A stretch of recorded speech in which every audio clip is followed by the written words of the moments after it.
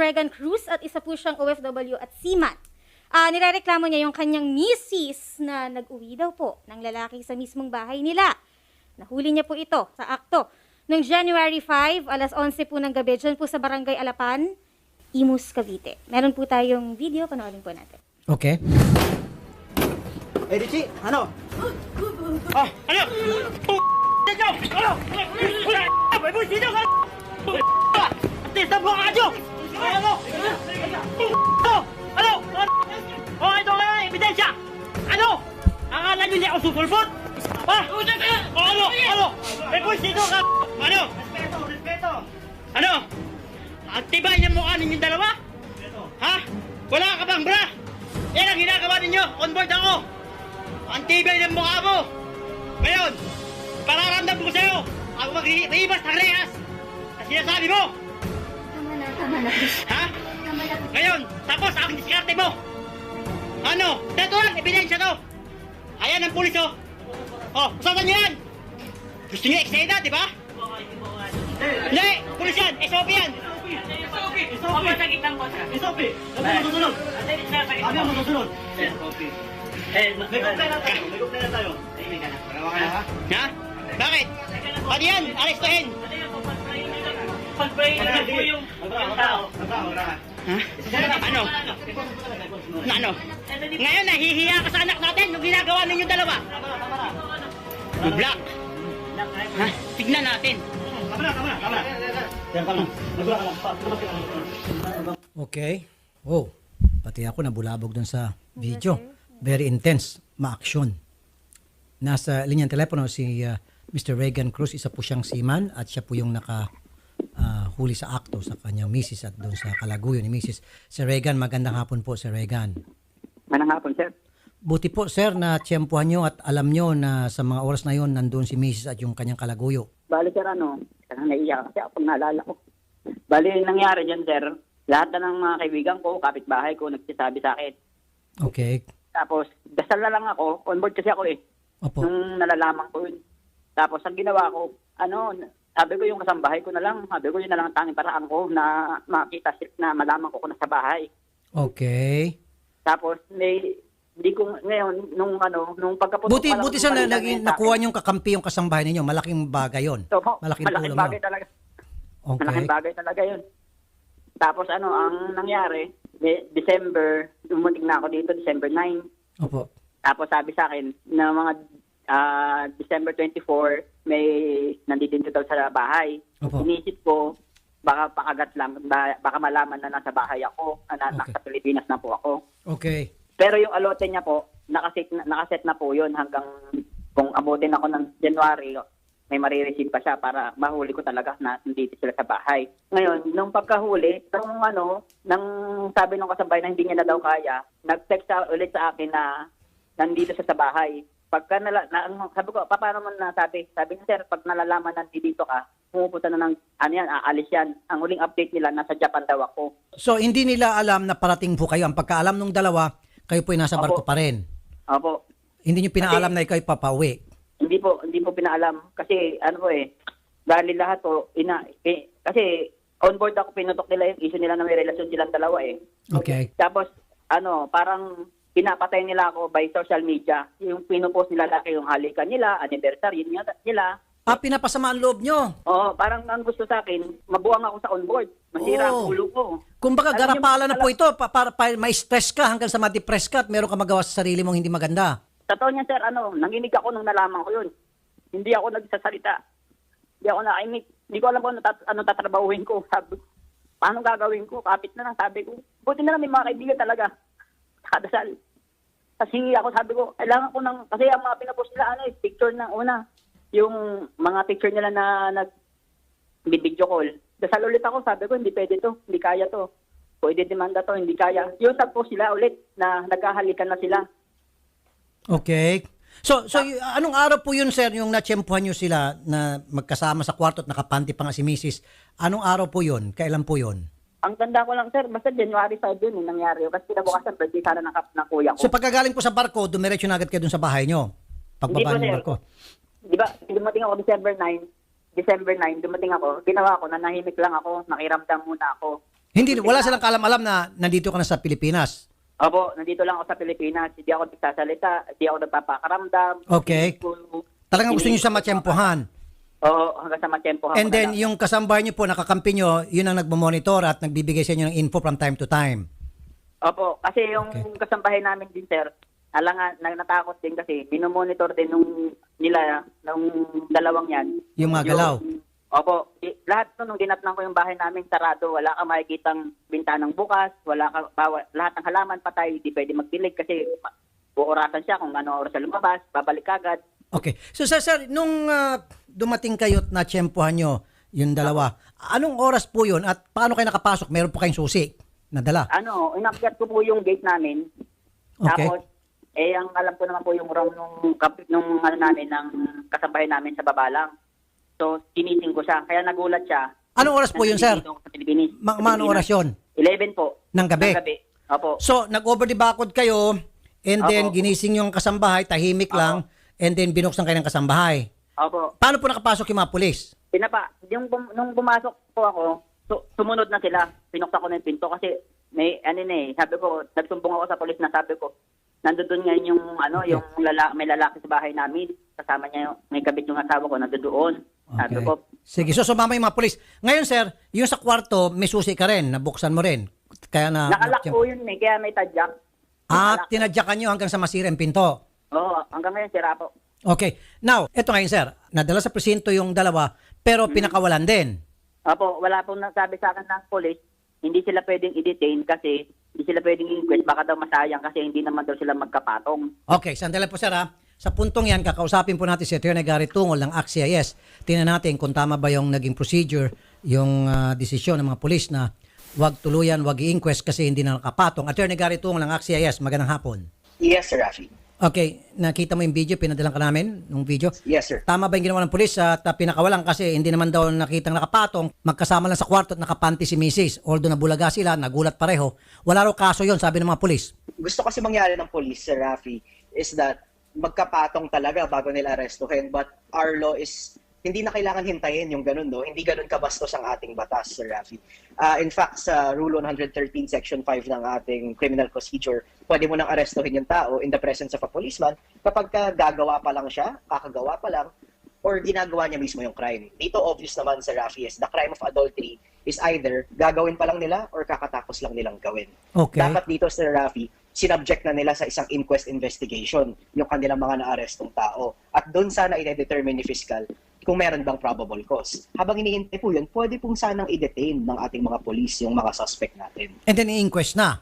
And then let the Yes, fiscal decide kung ano yung narapat. So, Yes, may sir. pagkakamali Tama dito yung pulis. Yung nagsabi na, pasensya ka na, hindi kasi nakapatong, kaya hindi namin ito i-hold. Mali yung pulis doon. Sobrang mali po, Sir Rafi, no? Kasi ngayon, hindi na pwedeng gawin yun ulit dahil hindi na po nila ginagawa yung crime now or hindi na nila about to do yung crime right now. So ngayon po, malalagay tayo sa posisyon na kailangan nang mag-file ng isang complaint affidavit para maumpisahan ng preliminary investigation, which more than doubles the time po ng procedure. Abala pa. Samantala nandoon na yon, inquest na lang ang kailangan. Tama po, Sir. And malaki then, na. di ba, pagkatapos inquest, pwede sila mag-bail and then tuloy-tuloy na yung pag-usod ng kaso. So, pwede pa tayo mag-direct filing ngayon. Pwede pa naman mahabol. Yes, sir. Hindi na mamatay yung cause of action. O pwede pa tayo mag-file ng adultery laban po dito sa dalawang to. Dahil ginawa pa rin po nila yung crime. Unfortunately, dahil sa ginawa ng mga police, yun nga po, Sir Rafi, aabutin na tayo ngayon ng 3 buwan, 2 buwan para lang po habulin itong napaka-obvious na kaso na to. Okay, maliwanag. Maraming salamat. Atty. Gary Tung ng ACT-CIS No problem, sir. Party List. No problem. Okay, ayan po, Sir Regan. Maliwanag na yung mga pulis natin dito ay nagkamali. At mukhang hindi nila alam yung batas. Hindi lang po yun na nangyari, sir. Nung kinuha ko na yung mga bata, so wala akong choice. So kinuha ko na lang yung mga bata kasi Opo. nag-iiyak sa labas eh. Nandun po yung mga bata sa bahay. Opo, andito. Yung makikita niyo sa video, nandun yung bunso kong anak. Okay, tawagan mo ulit sa Atty. Garrett. Oh, pwede to doble child abuse. Nandun po yung Opo, bata meron sa kama. kasi Tawagan mo si sinabi rin Atty. po ng Garrett. bata. Tingnan ko ulit yung video. Guys, ulitin nga yung video ulit. Sinasabi rin po nung bata na Sandali. Then tawagan mo ulit si Atty. Garrett. Dobleng kaso to. Saan yung bata dyan? Andun sir, nandun po sa kama. Nandun sa kama. Opo, nakahiga po sa kama. Ayun po, ayun. Oh, okay. Sige. Wow. Double hit to. Atty. Garrett. Yes, sir. Yes, sir. Okay, bukod sa adultery, habang gumagawa ng kabalastugan yung dalawa, yung bata nandun sa kama, nakikita yung pinanggagawa nila. May panibagong kaso to. Yes, sir. Yes, sir. No? Napaka-baboy ng kanilang ginawa and then in-expose pa nila yung bata doon sa kababoyan na yun. Definitely, Sir Rafi, may child abuse dito. Dahil in-expose sila sa mga bagay na hindi maganda sa pagpapalaki ng bata. Yung makikita niya ang kanyang nanay, nakikipaglabuyo sa hindi niya tatay. So, isasama natin, bukod sa adultery, Sir Rafi, yung child abuse natin dito. So, doble. Adultery, child Doble abuse. Walang siyang Yes, kawala sir. dito. Okay. Wala. Salamat ulit, Attorney Garrett. Okay. So, Sir Reagan, habulin na lang po natin sa direct filing. Yun nga lang. Pero yung pa, sir, yung... Nakapag-file na po kayo, sir? Hindi po, wala pong nangyari. Wala. Kasi ang nangyari po, sabi sa psychiatric daw yung bata, isinpsychiatric ko. Ngayon, wala pa rin ng resulta. Tapos nagkukwento sa akin yung mga, ganun pala ang proseso ng trauma sa bata. Pinukwento niya lahat, pinukwento nilang dalawa, unti-unti ang nangyayari at nakikita nila ayaw kumain ng bata ng saging kasi Okay. So ano pong sabi ng ano? Ano sabi po ng mga pulis? Hindi pwede kasi hindi nakapatong and then sabi Opo. nila ipa-psychiatrist muna bago magkaroon ng kasong child abuse? lahat po. Okay. Ganito, sir. Kung ano po yung mga narinig mo sa mga pulis, ano po yung mga nasabi sa inyo ng mga pulis, kunyari, sir, wala kayong napakinggan sa kanila. Start fresh po tayo. At ito na po yung tama. Kasi po, nagsalita po yung bata sa pamagitan po ng Attorney Garrett. Dapat yon na-inquest na tuloy-tuloy. Para hindi natin mag-antay. Ngayon, mag-antay tayo ng 2-3 months bago lumabas ng resolution yung si fiscal. Whereas yun, nandoon na dapat diniretso na agad sa piskalya for inquest. And then B, sir, may child abuse case dito. Maliwanag na maliwanag. Sige, sir, habulin natin sa korte. Kausapin natin si Colonel Gerald D. ng Imos, Cavite. Magandang hapon po, Colonel D. Magandang hapon po, sir, sa inyo, sir, at sa inyo pong mga taga-subaybay dito po sa inyong programa po. Magandang hapon po sa lahat. Okay. Colonel, may pagkukulang po yung mga tao ninyo siguro. From now on, Colonel, dapat meron pong konting training o seminar ang inyong mga tauhan tungkol sa mga batas. Yung mga simpleng batas na mga family code, family law, nang sa gayon, alam nila kung anong gagawin nila kapag nakatanggap sila mga reklamo. Gaya nito, na huli naman sa akto, yung si Mrs. kasama yung kanyang kalaguyo, hindi nila kinulong kasi hindi raw nakapatong, dapat nakapatong para maikulong. Sana doon pa lamang, caught in the act na magkasama, pwede na sana i-inquest yung Colonel. Sandali po, Colonel. Attorney Garrett. Yes, Sir Rafi. Yung bata ngayon, takot na takot sa saging. Pag nakakita ng saging, nandidiri siya sa saging. Yes, sir. Okay. Ayaw niyang kumain ng saging kasi nakikita niya yung si lalaking kabit palaging kinakain ni Mrs. So Yes, that's sir. Okay. plain and Yes. simple talaga ang child abuse. Very clear. Di ba, Yes, sir, Attorney Garrett? very clear po. No? Yes, sir. Tama po, Sir Rafi. Very clear. Ano po yun? Hindi lang po child abuse yun. No? Actually, under a child abuse law kasi, may mas magaan doon yung tinatawag natin, ina-expose niya sila sa neglect. Dito, tingin ko, sir, papasok to doon sa sexual exploitation. Kasi, I would wonder, Sir Rafi, bakit hindi nila linalabas yung bata sa kwarto kung gumagawa sila ng kababuyan? Ang sa akin po, they have the intent na ipakita yun sa bata na yun. And maybe we should add that sa complaint po natin. So ano ang tawag na nun?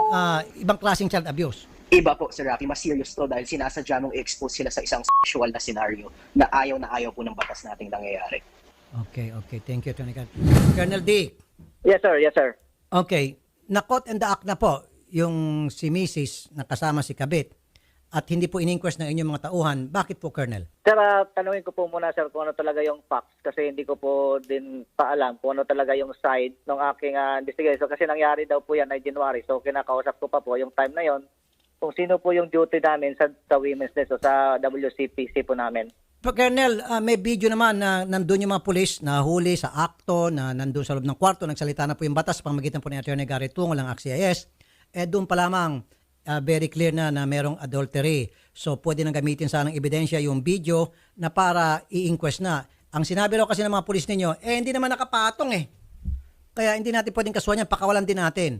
So kaya Colonel, kanina pa lang sa umpisa sabi ko, siguro kailangan ng training ng mga pulis ninyo sa mga family laws at kung ano pa yung mga basic na buwan ng mga batas, Colonel, konting seminar lang para alam nila. Sige. Opo, sir. Ay, makokorek naman po natin yan, sir, at bibigyan natin ng guidance yung ating mga duty investigator na not necessarily naman po ay kailangan nakita nyo nandun naman po sa batas yung under scandalous circumstance. Pag napatunayan po natin under scandalous circumstance maaari na pong may kaso yan ng adultery kung the case doon sa babae. Opo. Tama po kayo. Yun po yung sinasabi ni Atty. Garrett, yung before na gagawin pa yung adulterous act or after na magawa yung adulterous act at nakita sa akto na nandoon, tulad niya ng video, ang ebidensya, pwede na po yun Yes, sir. maipa-inquest? Opo, sir. Under scandalous circumstance na po yun, sir. Kaya nga po. Ano po yung batas natin dyan, sir, na kahit nga po, sir, pagkakasong adultery, hindi na po kinakailangan na vulgar yung kanilang relasyon dahil nga po talaga pagka adultery is patago. Wala naman hong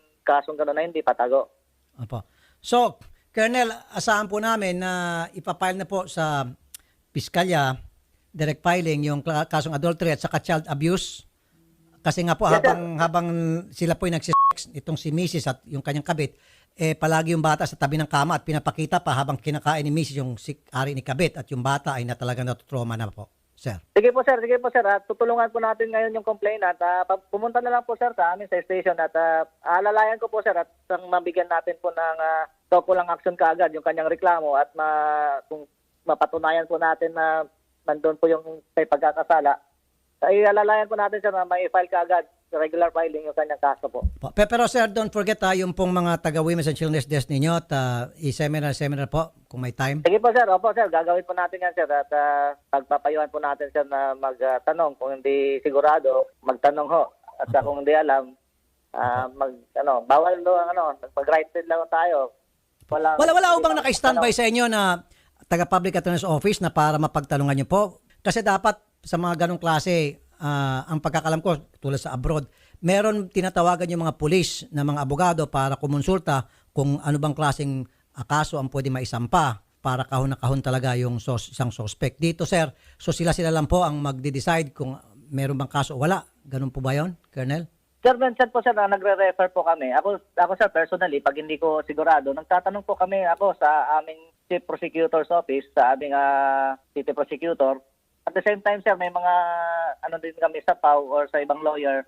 Kung meron kami sa legal service, sir, tinatanong namin sa aming lawyer sa legal service. Apo. Kung ano po yung mga kaukulang kaso, pag hindi ko kami sigurado, sir. Siguro Ayun. dapat, sir, may pagkukulang lang din po siguro yung ating personal. So, i-correct ko natin yan, sir. Kung kayo, sige sir, i-correct ko natin yan.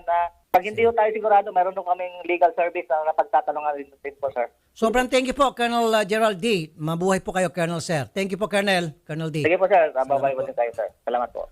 Matagal nyo na pala alam na yung kapatid nyo ay meron ng ginawang kabalastugan. Ay, hindi ko po alam po actually po kasi nasa ibang lugar po ako nagtatrabaho, sir. Sa ibang bansa o ibang lugar?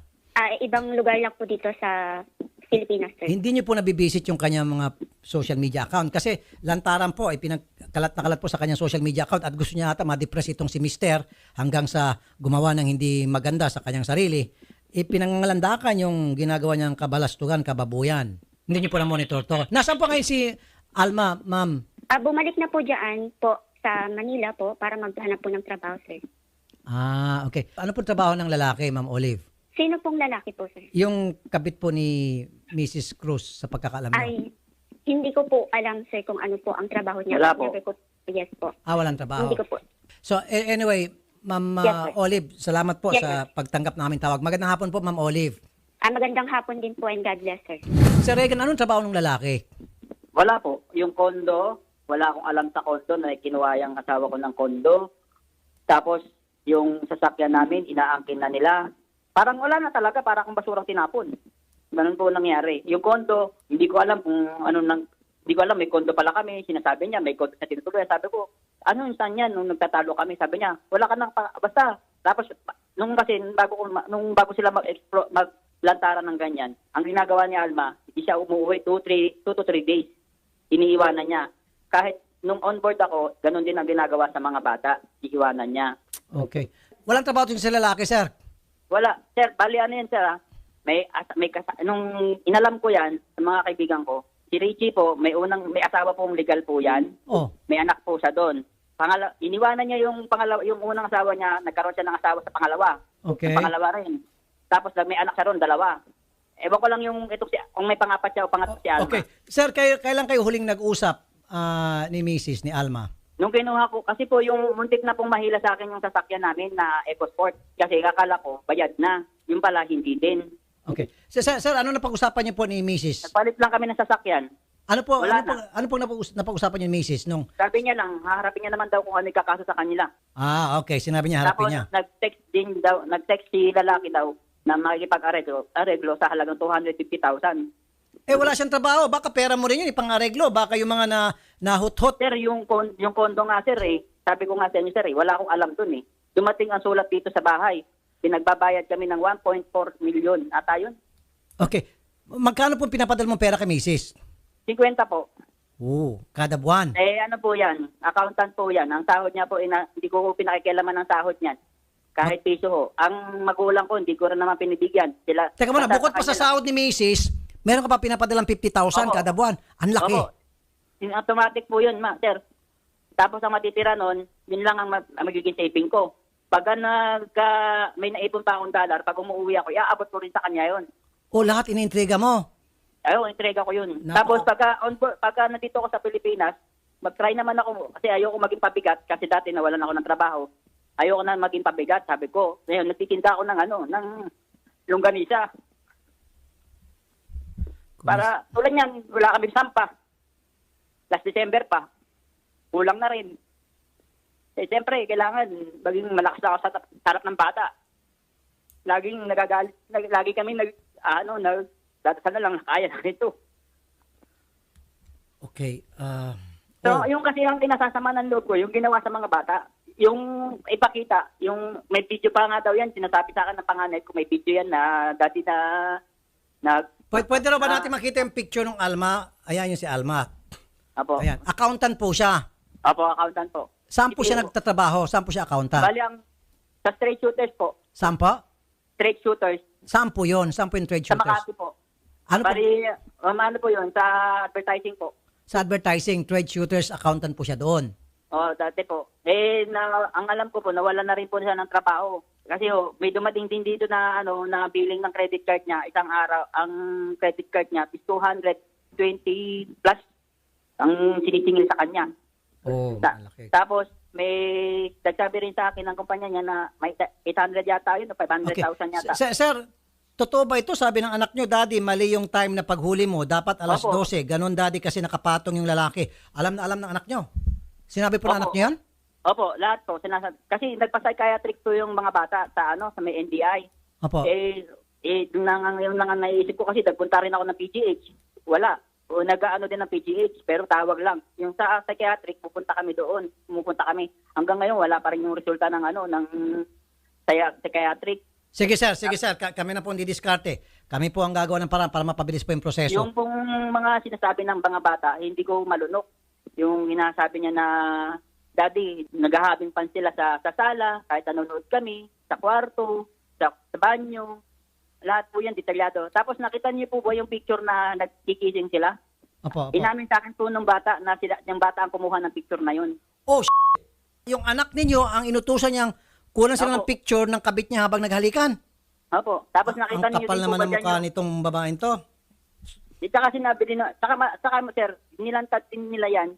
Sabi sa akin ng lalaki, kinatapang-tapang niya sa akin, na nakasaksak sa nakapito ka tao. Sabi ni lalaki, pito na nasaksak niya. Opo. Di pagdating sa munti, si Dagol, sasaksakin siya sa wet po. Yun lang palang gusto niya saksakan. Saka yung may saksakin picture siya. sila dyan na gusto niya lang kaya nasabi ko yun na gusto niyang humimas ng rehas. Sinabi niya po sa public post niya na itong babaeng to sa selda gusto ako makasama. Parang ganun. Ayun yung sa Sinabi lalaki. niya. Yan yung Oo. lalaki. Yan po yung lalaki. Okay. Yan. Sige, sir. Agad-agad, sir. Umaksyon na tayo. Magsasampa na tayo ng kaso. Pati yung sa psychiatrist na pagpapacheck up sa mga bata, kami na pong didiskarte. Okay, sir? Apo. Sige po, sir. Ano pa humaitulong namin sa inyo, sir? Sa ngayon, sir, talaga ngayon. Hirap. Baon talaga ako. Kasi ilang buwan lang sinampa ko eh. Naharang niya pa yung nakaraan. Sir, ngayon, paano niyo po birthday ngayon ng anak ko. nabibili yung mga pang-araw-araw nyo, pangailangan? Kailangan, umuta ako, ganun, sa loob ng isang linggo. Kailangan, kumita ako. Kahit 4,000, kahit magkano. Magkano Ang po, bayad. ano pong trabaho nyo ngayon, sir? Wala. Hihintay. Hihintay ng hihintay ako ng may order sa akin. Okay yun. Ano po yung Wala, in-order sa wala. inyo, sir? Yung ganisa po, homemade lang po. Okay, so nagkakapital po kayo. Siyempre, hindi naman po malakas eh. Minsan wala, minsan meron. Sige po, sir. Sa totoo lang, sir, hirap. Kasi tulad yan, bayaran ng kuryente, tapos bayaran pa ng... Hindi naman kasi sinasabi ng partidos nila yan, nagreklamo daw ako. Sabi ko, hindi naman ako, sir, nagreklamo kahit nung sumasampa ako ng barko. Never ako nagreklamo. Okay, sir. Sir, sige po, sir. Magpapadala po ako ng 50,000 sa inyo para sa iyo at saka sa mga anak mo. Okay, sir? Opo. Sige, sir. Salamat, sir. Salamat. Para kay papaano Kasi ngayon, makatulong. nag-iisip ko naman ako, paano ako didiskarte, paano. Ngayon, birthday ko ng anak ko. Ngayon Sige, po, sir. birthday- Ngayong araw po na ito, sir. Hahabulin po namin yung 50,000 po dyan sa inyo. Okay, sir? Opo, sir. Huwag niyo ibabang telepono, sir, para kunin namin yung detalye mo. Sila Odette, and then ipapadala yung pera sa inyo ngayon araw na ito. Okay? Salamat, sir. Salamat, sir.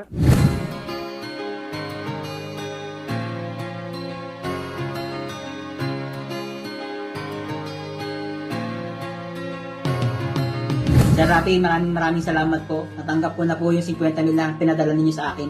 Malaking tulong po ito sa akin, anak, sa akin dalawang anak, at sa may konti kaming kabuhayan na mapapagulong sa parang pang araw-araw. Maraming salamat po. Sana po marami kayong matulungan tulad po. Maraming salamat po. Salamat sa'yo.